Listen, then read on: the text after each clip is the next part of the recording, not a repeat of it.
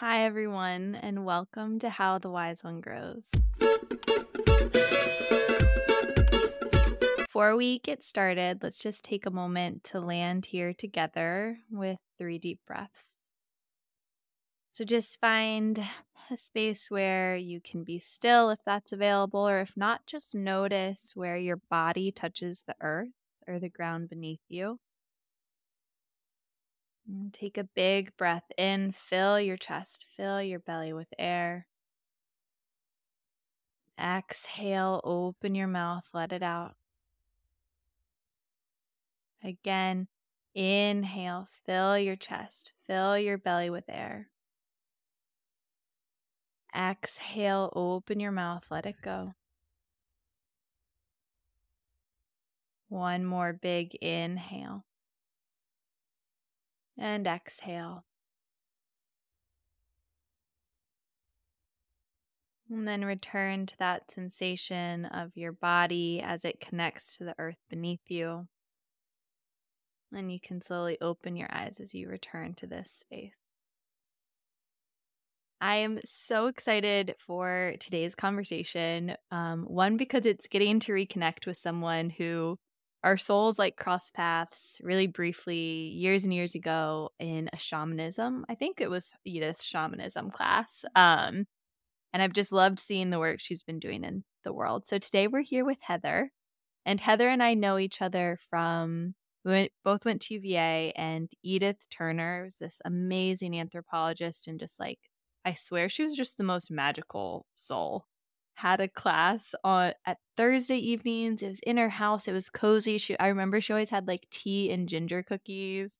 And it was incredible. We talked about so many spiritual things. I so deeply wish I could be back in that class now. But I'm so excited to see you again. Thanks for being here, Heather. Yeah, thank you so much for having me. And it's so beautiful to start our chat with Edie in the room with us Yeah. because she was just such a guiding force, I'm sure, for both of us on our spiritual path. And we just love her so much. That was such a special time to be with her and in her presence before she transitioned over. It really was. Yeah. Well, how have you been? What have you been doing in the world? I know tidbits.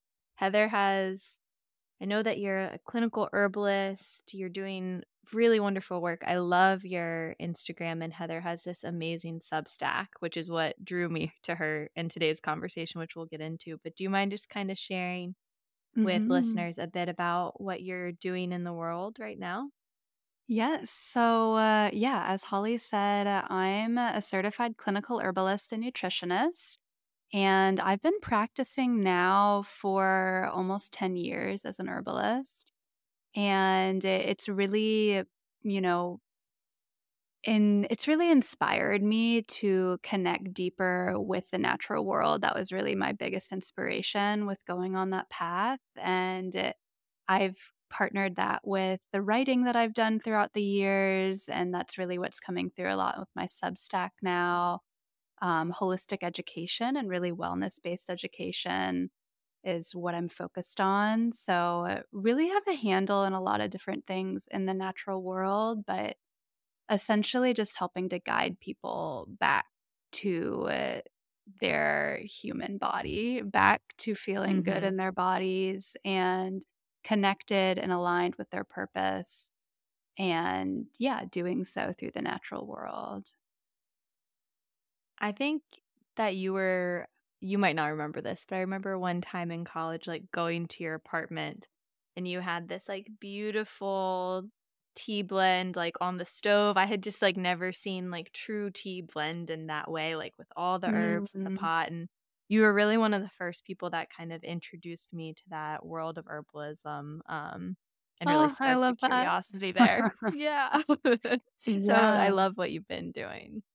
Thank you. Yeah, and the herbs have been such a big inspiration for me for many years now. I love thinking back to those big herbal brews I would make back in Charlottesville and they're always herbalism will always be a strong pillar for me, and through my work with the plants has really led me to become more inspired with how plants guide us deeper into the other realms. So, how they're actually guiding Mm-hmm. us deeper into our psycho-emotional and psycho-spiritual levels. So I was sparked to learn more about herbalism initially through physically what it's doing in the body, and then more recently or throughout the past couple of years, how do we actually connect that through other layers? So really that's what inspired me to launch my Substack more recently Mm. is the weaving of all of those together, if that makes sense. Oh, yeah, definitely. I hope that we can Yeah. weave that in to our conversation today. Yeah. Um, Today, what most sparked me, there's so many things I feel like I could talk to you about, but you had put out this article about attuning versus subsuming.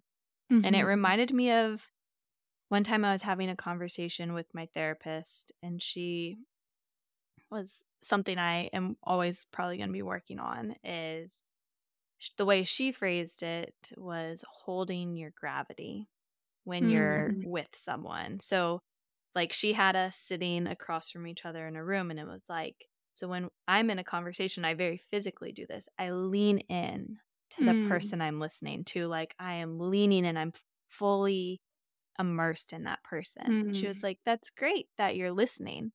But if that person wobbles or falls, like, and you're leaning into them, you would fall too, right? So, how can you practice like being with someone in a room and holding your gravity? You're still in that room, you're still listening, you're still soaking it in. But if they fall, you're not going to fall too. Mhm. Um, and I was curious if how that, I guess if we can backtrack to this concept of attuning versus subsuming, that's what sparked my interest. But Mhm. what could you explain from your perspective what it means to attune and what it means to subsume? Yes, I love that you're bringing in the vision and, what your therapist shared with you about that sense of gravity because you really just hit the nail on the head. That is the essence and the difference between when you're attuning to someone or attuning to a situation and when you're subsuming to it. When you're subsuming, that's when you're leaning in, and not just leaning in like an empathetic, compassionate way. Like you want to lean Mhm. into to attune with somebody because you can't do that as well. But that's when you're like leaning on somebody else, so to speak. Like you're like, how can Mm. I get as close to you as possible? How can I, or as immersed in this experience or the situation? Doesn't have to be with a person. It could be with, a job opportunity. It could be with a living situation or, really anything in life. And attunement is more when we're allowing ourselves to experience harmony with whatever that situation, that person, that relationship is. And that is that is the secret sauce of like maintaining your gravity. That's when you're Yeah. able to like hold your presence and actually be and harmonize, like just like if you were playing an instrument, you're harmonizing with Mhm. that person, you're harmonizing with the world around you. Versus when you're subsuming, you're like, how do I dissolve into the situation? Like you're so enamored by something or you just want to really connect with that person or you really want that opportunity or there's so much chaos around you in your environment so you just let your sense of self completely dissolve in the other. You let it Mhm. absorb into you, however you visualize that. And yeah, that's the essence of it. So it sounds like you're already meditating on it, which is amazing. I really love the way you explain that with like the music element too. Like rather than like just trying to play what someone's playing exactly and almost Mhm. like you can bring out more fullness and create something more powerful and potent when you're like, oh, like here's where this can go in here. Like these are two different things, but they compare to enhance this song, Mhm. this moment to another layer. Yes. Um, so I'm definitely someone who like my go-to is to subsume. Mm. And I feel like it's led to burnout with a lot of things and even like people and relationships that I like really love. And to me, I Mhm. can see ways in which in my life subsuming has led to like resentment building up. Resentment and burnout are probably the two things that come Mm. most to my mind. How can people like me, I hope they're out there, how can people work on if your inclination is to subsume? How can we start to take a step back, hold our gravity, and focus on that attunement? Yeah, this is a really, really good talking point. And also, just know that you're not alone. This is something that I have Mhm. a tendency for, that I feel like most people, especially I'm sure a lot of folks listening out there, have a proclivity for that, have a proclivity to subsume, because a Mhm. lot of people that are attuned to subtle energy, or they're attuned to the natural world around them, it's really easy to want to dissolve your sense of self into that, especially if it's something that you Mhm. like, or if it's something that you want to bring into your life. Maybe it's a person you admire, or, a lifestyle that you really want to take on, or a culture that you're really into. We tend to just like, how do we like let it, come into ourselves? But in subsuming, you're actually abandoning a part of yourself in doing that. And if Mm. a part of yourself, if not all of yourself. And that's often where the burnout comes in. Yeah, that's often where Mm. the resentment comes in that you're talking about, because all of a sudden it's like you devoted all your energy on subsuming into that thing or that relationship. And then you're resentful because you have lost touch with yourself, and you've Mhm. lost touch with your authentic source and your natural authentic presence and your identity in the other being an environment, a person, a situation, etc. So in order to not subsume, this is the same that goes back to the old adage, energy goes where attention flows, or vice versa. And Mhm. really, the more you focus your energy on attunement and the practices of attunement, the less you'll subsume, the more you'll build that new neural pathway into favoring attunement in those situations, into being like, oh, this is like a person I'm really curious about, or this is a situation I'm really magnetized by. And then, naturally you'll gravitate away from subsuming and like, let me absorb it and just become that thing, and into attuning instead, where you're like, oh, like I hold my own uniqueness and my own identity and my own authenticity. And here's this new instrument, or here's this new sound, this new thing that I want to harmonize with and I want to play with. And you have your own little metaphorical jam session where you're Mhm. just able to, reverb off each other, and you're able to really sink in and harmonize. That is, that is how we shift away from subsuming automatically, if that's our tendency, into attunement. Mhm. Do you have any practices or like examples of ways people can work with that in their day-to-day life? Yes. So I know we're talking about, we're breaking down all of the details, so it might sound more technical than it actually is, but it's Yeah. really, really simple in practice. And anybody listening to this can actually start to do it even right now in this moment. And if not, when you're in the grocery store this evening, when you're going for a walk, you can start to implement it at any moment in your daily life. And I do that by pausing. And this is something I've developed an entire online course about the art of the sacred pause. It's what I decided to name my Substack. This is something I'm really passionate about. And effectively learning how to take intentional pauses throughout the day can completely transform the way you not only experience your life, but also allowing you to attune in those moments, to step back and recognize how you can attune, or maybe even instantaneously bring you into a place of attunement, depending on, where you're at in that moment. So, really, through pausing, all you have to do, and we can even do it right now in I session. would love that. Yeah. Yeah. So it's just like how you introduced us in the beginning of the session. It's to soften your gaze or close your eyes. And maybe usually I like to put one hand on my heart, or to make contact with the body in some way. Make contact with your own body.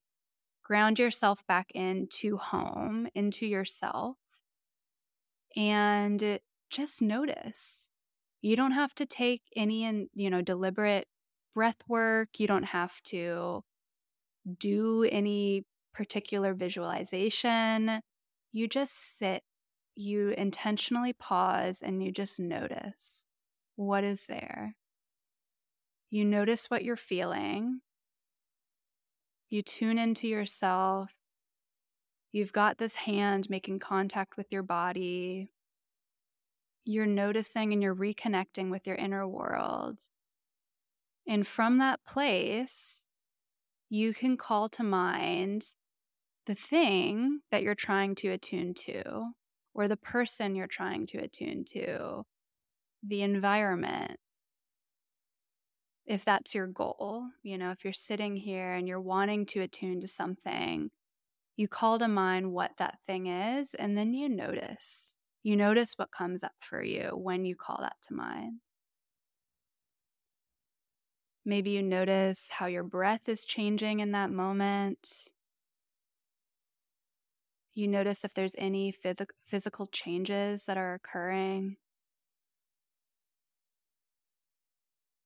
You slow down and you pause and you observe what the vibration of that person, that situation, that environment is feeling like in your body with your own internal vibration.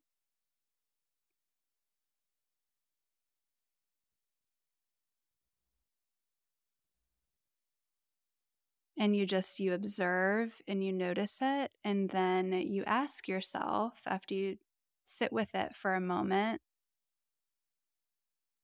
how am I feeling? Do I feel like I am subsuming into this situation, into this person? Or do I feel like I'm attuning, or is there a level of attunement that's off? And if so, what could I do in this moment to bring myself back towards attunement? Just trusting whatever the first thing is that arises.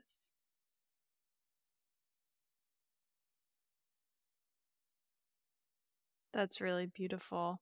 Yeah. I Thank feel you. much more grounded. Good. Thank you. I really love how that has you really physically drawing in to your body and taking that moment to listen. I feel like so much of when I catch myself subsuming, and often it's when I'm like at that point of burnout, it's because I've neglected my needs in those moments. Mm. And then I haven't held a boundary to serve myself, and I haven't even known them within myself. And without that, I haven't been able to communicate it to someone else. So that pause to just like lean in, Mm-hmm. remember that I'm in this body, and does my spirit need? What does my body need to take care of me? That's like a really good landing point first. And then Mm. feeling into what is around us. Yes. Oh, I love that you just brought this up, because, and I know we've touched on it a little bit in talking about subsumement, but really our tendency to subsume really does come from a place of when we're already feeling depleted. And Mm-hmm. the reason being is because in those moments, we've neglected a part of ourselves. We've abandoned a part of ourselves in order to continue pushing forward, or whether, whatever's causing the burnout, whether it's caretaking for somebody else, whether it's a really busy job we're upholding, whatever the reason being for the burnout. And that's information for our body too, that's information for our Mm-hmm. body for how can we bring it back to this place of attunement, to this place of harmony, not just with the other, but within ourselves as well. So that's a really good nugget. Thanks for bringing that up. Yeah. Thank you. Yeah, I think it's just this constant balancing of being a part of a whole and like seeing Mm, this connection and oneness, but also seeing that you are your own entity simultaneously. And that mhm, can be like a complicated thing to grasp and a really complicated thing to practice. And I think about it a lot with like mothers, right? Like you mm, have this life you've created and you're tending to and caring for, and so much of your energy and effort is going into that and holding this like balance of like you are of me, you are from me, you are a part of me, but you're also your own thing. So in order mm, to tend to you, I have to tend to me mhm. too. But I think that's probably something a lot of people can relate to as they're entering motherhood or at different phases of it, is this like how do we continue to care for and love on and be our fullest and give our fullest selves to these things. And I think often we think by giving, giving, giving will give us the Mm, best results. But I feel like what I'm hearing from you and what I've been learning throughout my life has been the more I step back and tend to myself, the better able I can tend to those things around me. 100%. Exactly. And I love that you bring up the connection here with motherhood and with mothering Mm-hmm. because oftentimes when you look at like subsuming and attuning side by side, you think, oh, attunement is good, subsuming is bad. Mm-hmm. And really, it's like, it's not that polarity at all. It's more of an observation of where your energy is going and how you want to feed it back into yourself. And when it comes to mothering like an actual child, it's interesting from a biological perspective because subsuming by definition is absorbing something else into something else. So absorbing something into you. Mm-hmm. This child was literally created from you and then birthed from your body as a woman. And there's an entirely different bond. There's an entirely different like tendency to subsume because this thing literally was absorbed in you, so to speak. Obviously, we Mm-hmm. understand it. It's its own being, but it because it was so kindred in you, like it was so enmeshed with you on a cellular level, that tendency to subsume is even stronger. Mm-hmm. And there's a real beauty in that, like that's subsument is not just a negative thing. This is, essentially how children are born and then offered into the world is like through that, they're subsumed into you and then they're birthed out of you and you're learning how to attune to this new being, you know? Yeah, I think another thing I tend to find to be more and more true is that like opposites are always existing simultaneously. And Mhm. for one to be there, the other has to too. It's not just good or Yeah. bad. And that there Yeah. are these waves. And it's Mhm. kind of learning how we can, I almost feel like there can be a level of finding attunement even as you ride those waves, as you like, okay, maybe Mhm. this is a time like, okay, maybe I'm pregnant and I'm not pregnant, but in in this Yeah, in example, theory. maybe someone is, yeah, in theory. Mhm. And maybe it's like my body's going through this physical subsuming. How can I attune to this moment and not let Mhm. like how can you do both simultaneously? Or if I'm in a phase of life where I really am like Mm. subsumed with this goal or project I'm working on, like that's not a Mhm. negative thing, but can I hold a layer of attunement in this? How can I like hold Mhm. both in this moment? Yeah, and it's more just like it's an observational point. So like it's a place where you can like take a step back and be like, if you're subsuming something and you're okay with that and you want to subsume it, you're like, I want to absorb this into me. I want it to be a part of me. That's okay. It's just more about having awareness over it. And for a lot of people, we are subconsciously subsuming all the time with so many situations, projects, relationships, etc. And we have no idea. And this is where like that practice of the art of learning how to attune, the art of stepping back and actually noticing what's happening on a subtle level can really, allow us to benefit, and experience the situation more, gain more insight over it. So, yeah, it's possible to be doing both at the same time. And it's not that one has to be exclusive to the other. I kind of see it more like there is a polarity between them, but it's more of like a dance between attunement and Mhm. subsument. And it's not like once you dial in this moment and you're like, okay, I figured out how to attune to this person and this situation. Tomorrow they're going to be completely different and you're going to be completely different. And it's going to have to be a new rhythm that you're going to have to find between the two of you if that's the dynamic you're working with.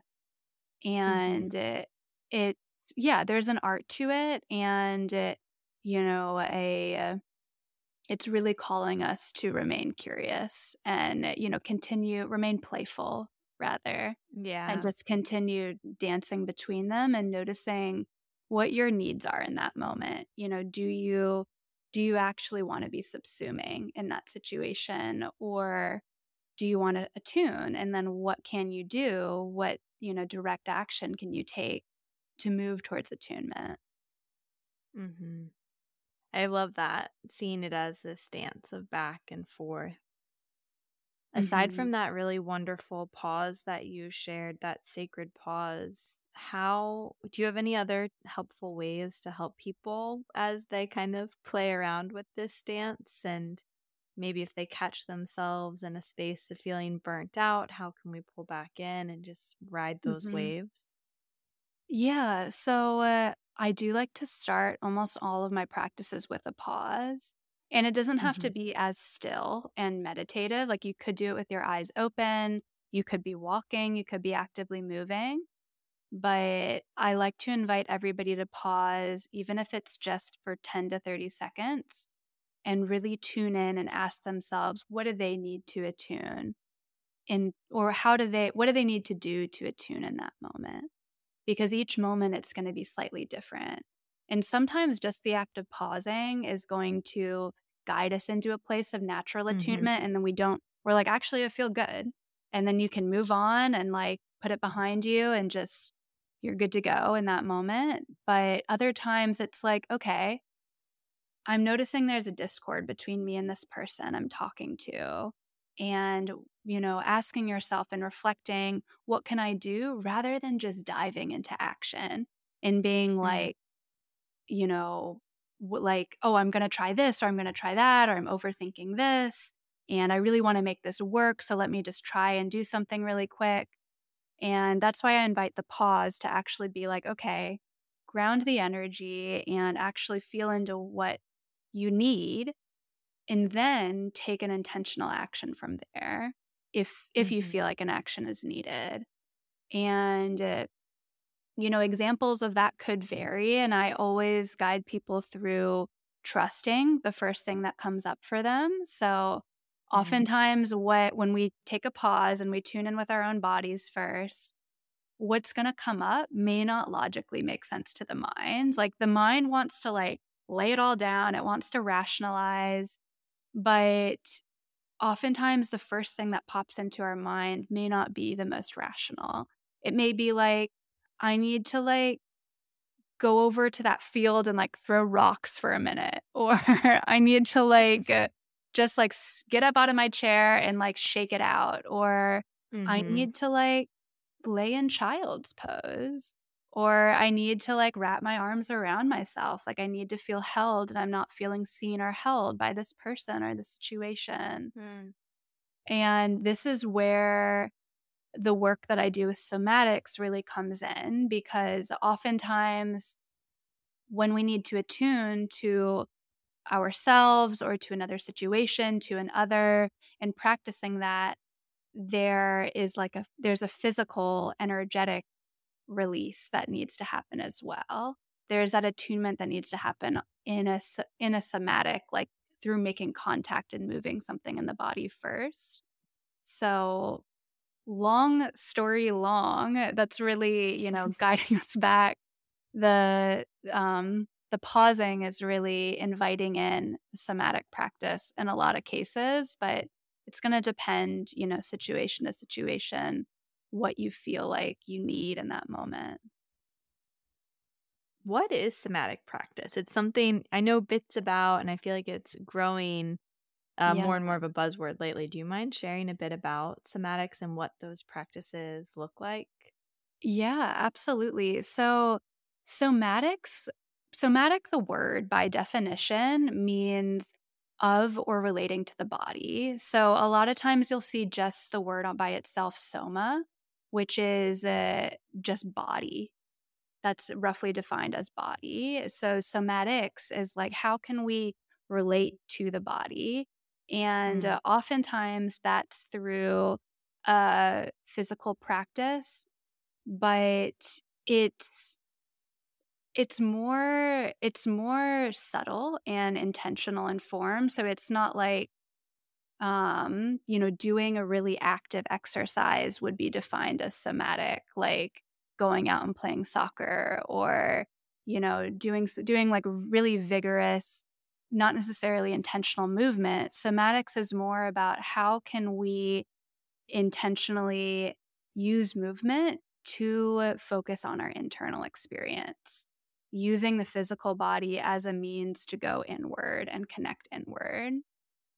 So, a lot of the somatic practices, there's a couple different methodologies with it. So, this is just a really general definition of it. Mhm. A lot of the practices that I incorporate into my work are based off of the somatic experiencing method, which was developed by Dr. Peter Levine.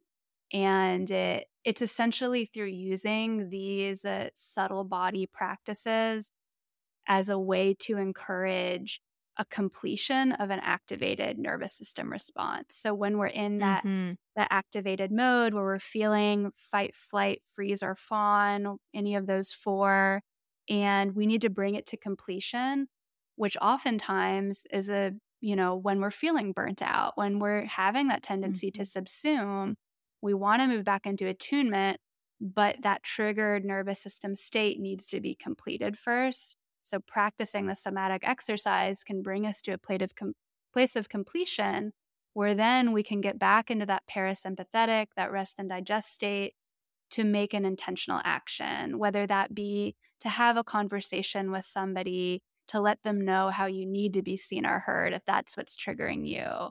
Or, if it's an external, if it's in your stimulus, if it's in your environment, it's, deactivating, calming down the nervous system so that we can then move forward and be like, how can I coexist in this chaotic environment without feeling triggered or anxious or stressed out, whatever's coming up? Mhm.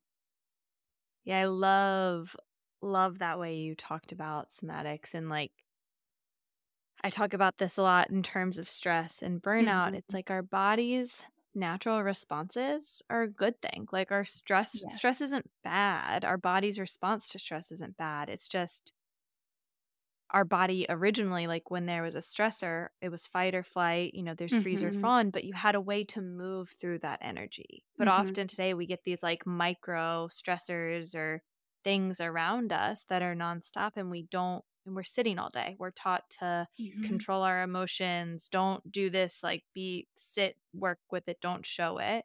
But by Mhm. allowing that energy to move through our body, then our hormones can recalibrate, our body can return to its equilibrium. But without that physical movement and release in some shape or form, Mhm. our body's holding on to it, and it's creating imbalance within us in a very profound way. So Yes. thank you for sharing that and shedding light into the importance of, like, you know, giving list, just like you said at the beginning, like, do the first thing that comes to your mind. It might sound really crazy, but it's probably really good for you. Mhm. Exactly. When you feel, you heal. When you really Yeah. let yourself feel, and a part of that feeling is letting it move through your body. All feeling, begins within the body. And we're taught in modern society to stuff it all away, to bottle it all in, and maybe only to feel it in a time, place, or situation that's socially appropriate. And yes, there's a virtue to that, because you don't want to instill more trauma or more, nervous system activation by just letting yourself have a big release in public.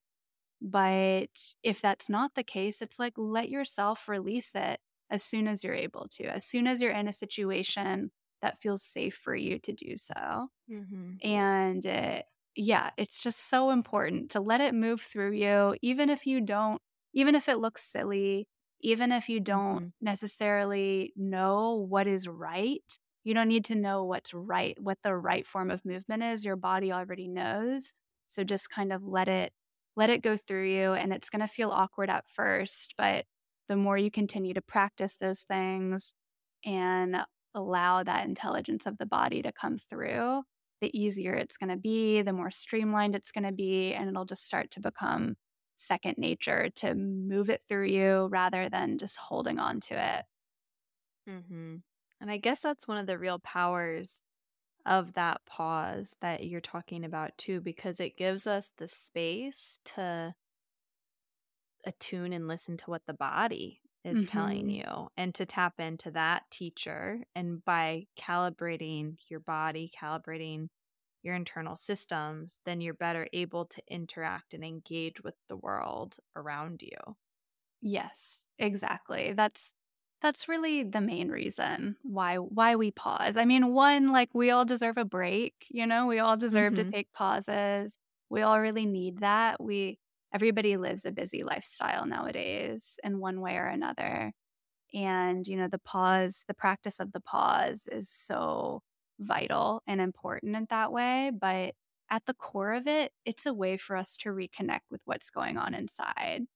We're Mm-hmm. constantly stimulated by so many other external things in our lives, conversations, social media, digital flashes and images and videos and sounds and smells, and all of these things are constantly coming at us, and we're challenged every day to either absorb them into ourselves, subsuming them, which is what we tend to do when we feel burnt out because we have less of that perceptual awareness and less of that sense of boundary, and or whether we're going to attune to them and harmonize with them. And part of that attunement can also be some deflection, and setting a healthy boundary and being like, I'm not going to let this come in this moment, or I don't need to let it come in. And, also I don't need to dance with it anymore. Like my part of my attunement is recognizing like that I see and I feel and I sense what's happening over here, and I'm not letting it come into my field.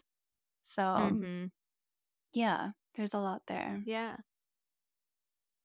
How do you I feel like there's a parallel here with attunement helps us tap into our own bodies and that inner wisdom and way of healing. And I'm curious too with your work with herbalism, how working with and almost, I guess, attuning with it helps us attune with the natural world when we bring in these earth elements and these plant teachers and Mhm. healers into our lives. Is there a parallel that speaks to you there that you want to lean into? Yes, 100%. I mean, plants are one of my biggest inspirations in the work that I do, and especially in light, of this topic of attunement versus subsument. And we can learn so much from plants, not just from an herbal sense, by actually learning what they're good for and, medicinal purposes and preparations, etc., just from sitting with them and just from witnessing them and watching them Mhm. in nature, watching them, looking at the plant out your window and you noticing how it's interacting with the elements around it and what's happening there. And, noticing the texture of the leaves or like the sturdiness of the bark or the stem, or if there's like a prickly nature to it, if there's a certain intuitive color change that happens throughout the seasons. It's like noticing those things not from like an analytical, like just why is it doing what it's doing biologically, but what like how can I relate this back to my life? What is this Mhm. plant? What can I learn from this plant in this moment? And you don't even have to necessarily like ask yourself that so much as just allow yourself to experience it. And Mhm. sometimes the question can help prompt us to go deeper with it. But, plants can teach us how to create healthy boundaries in our life, or, when we need to absorb the elements into us versus having a healthy boundary, or when, we're going to learn to coexist with the ecology and the environment and the world around us. We're learning to attune, or, when we're naturally we're going to proliferate in certain areas over others. And there's a reason for that. So, a big part, I guess, of the knowledge I've received from plants in this topic is just through plant meditation and through sitting with Mhm. them and witnessing and observing and coming from a place of mindfulness and non judgment and that observant quality, and then bringing that back into myself and, noticing that in my own pauses, what's happening in my inner world, and slowing down and practicing attunement with that plant. Plants are one of my favorite other things to attune with Mhm. because they prompt us to naturally slow down. And, you don't see a plant rushing to make the bus on time. It's like it's just Mhm. existing in its own nature. And we can also do the same. So there's a certain intelligence there that can be shared through no words at all, just, sitting and experiencing and practicing that art of attunement with the natural world, with another plant. Definitely. I feel like we are from the earth. We are of the earth. We are plants. We are one with them. They're a part of us. And I think there's something we really miss out on, a part of ourselves we neglect when we see ourselves as humans are separate from nature and this Mhm. natural world. But when we can get curious about this connection and getting to know almost this other part of ourselves, there's I don't have the words for it. It's this like ineffable quality that we just kind of come Mhm. back into of, for me it just feels like I feel more whole Mm. inside when we really delve into that. Part of me is like I just want to like run away and live in the woods and be away from all the screens and all the things. But it's also like, well, we're here in this world right now and this is what it's like right now. So if I'm not going to be like totally subsumed in nature, like if I'm not backpacking or doing these things, how can I attune to it in my day to day, in my Mm. natural environment? Whether that's, like you said, just kind of like sitting with the plants and Mhm. you could do those 10 seconds of that pause of just like take your shoes off, feel your feet on the ground, or rest your hand on a Mhm. plant, or just start to integrate it more and more. But I think there's something we miss when we think that we have to be either or with nature as well. I think there's an Mhm. attunement we can find in the way we engage in the day to day with, we are in this life and this is what it looks like right now. And how can we pull in those other elements of us and the natural world as well? Yes, I fully agree. And it's totally possible. It's I almost love practicing these things more so in an urban environment. I live in a city Mm. currently. I've gone through periods of my life where I've lived completely immersed in nature, deep in the mountains. And it's more of a welcome challenge for me to practice it in an urban environment. And in fact, the more you actually practice it in those situations, you start to notice how much nature really is around you, even though there's skyscrapers or there's a lot of urban development and paved roads, etc. You start to really hone in on the beauty and the pace of nature in those little pockets where they're happening. You're magnetized to it almost the more that you start to attune to nature and really have that be your intention and your focus. And they're highlighted in a different way in those urban Mm-hmm. environments. So even if you live in a small apartment in a dense city, you can step outside for 1 to 2 minutes in the middle of your workday and just watch the tree on the street in the wind and practice attuning to that. Notice that juxtaposition between the swirling city that's everything is hustle and bustle and people are moving fast and there's flashing lights and sounds and smells. And you're focused on this one natural tree just existing amidst all of it.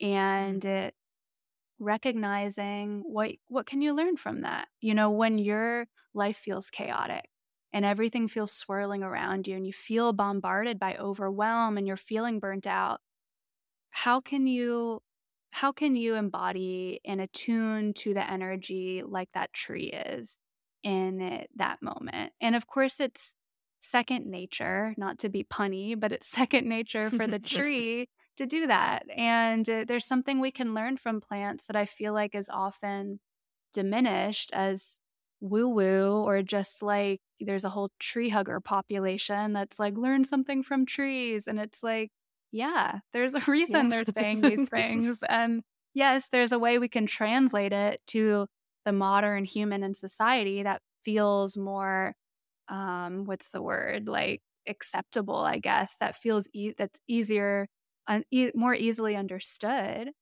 But there's a simplicity to it. You can notice and attune these things when you're on the bus, when you're in public transit, when you're stuck in traffic in your car.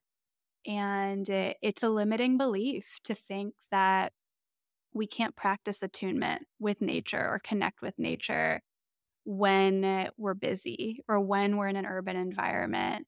And I challenge people to use that as the impetus to actually connect, to actually learn how to practice the pause in those moments and notice, how it transforms your life and your ability to handle stress and really, to be the one that sits and attunes in the face of chaos rather than just letting it sweep you off your feet or off your center of gravity, like you were talking about. Mm-hmm. Yeah, I feel like what you were saying with just this wisdom that nature holds just resonates with me so much of like the why this podcast is here is for me Mm-hmm. it's this experience of like all these things that help us tap back into our inner wisdom. And I think nature more and more I'm like reminded of like how much there is that wisdom and that inner wisdom we get when we witness nature. It brings Mm-hmm. us back to this like deep wisdom within ourselves. And just like you said, like it's so we do live in such a fast-paced society, but that doesn't mean we can't hold those other things here too. So the more we Mm-hmm. can integrate this work that you're talking about of witnessing, really being with the world, the fullness of the world, not just being like fixated on like I'm doing this, this, and this today, like opening our eyes to the full scope of what's here can help us really attune to that inner wisdom within our bodies, with the natural world, and with what's happening around us. Exactly. Yeah, and it's one of like the best benefits of this practice, It's helping us become more empathetic, more attuned humans in the world. We're able to relate to each other more easily. You can build more Mm-hmm. powerful relationships with one another, really more deeply connect to what we each, our own unique gifts are in the world. And that's a really beautiful thing. And it's can be so simple to get ourselves there. How do you like I think my inclination often is like when I really want to connect with someone, this is kind of going back to earlier in the conversation. I'm like Mhm. thinking I want to lean in, I want to be subsumed to really connect with you. But how can, in fact, attuning help us deepen that connection with ourselves, with the people we're around, and with that natural world? Like, how can attuning help over instead of subsuming in those moments? And how would that be more beneficial in that instance? Yeah. So, in the moment, I always think of like when you're falling in love with somebody, this is always a good example. It's like, Mm-hmm. or you're really connecting with somebody new and you just want to like eat them up. You're like, I don't want to leave your Mm-hmm. side. Like, I'm so into you and I just want to dissolve into the other person. And it feels good. So maybe you check in with yourself and you're like, no, this is yummy. I just want to stay in this place of subsuming. Maybe you're, not even consciously calling it that. But then, think how you felt sometime down the road, after, maybe your relationship is starting to grow a bit and then you're starting to feel like maybe you've lost your sense of self within that because you've completely dissolved in the other. And then that's when you start to foster maybe anxious avoidant attachment patterns where you're like, I just need to like get out of this space with this person. I can't be around them anymore all of a sudden. I need space so that I can figure out who I am anymore. Or maybe you feel really anxious, like the person needs space from you. And all of a sudden you're like, well, I don't know who I am without you. Can you just stay close by to me? Mm-hmm. And so needless to say, it's like when we gravitate towards subsuming, especially in terms of relationship, it can be more beneficial to actually take a step back and practice attunement, especially early on when it's our tendency to subsume into something that feels good in the moment and to take a breather and be like, how am I reconnecting with myself and how am I maintaining my own axis within, the beautiful polarity and the connection and the attraction and everything that's happening right now. So I would Yeah. say that's one of the biggest benefits with practicing Yeah. attunement, especially in a relationship and especially in the early, falling in love days. Yeah, definitely. Thank you so much for taking the time to just lean into this conversation today and the weaving of subsuming and attuning and the many ways that it can unfold. Do you mind sharing how people can stay in touch with you and support you in your work? Yes. Well, thank you so much for having me, Holly. This was such a fun conversation. And so, one of the best ways to stay in touch with me in the moment is to subscribe to my Substack. It's called the Sacred Pause Substack.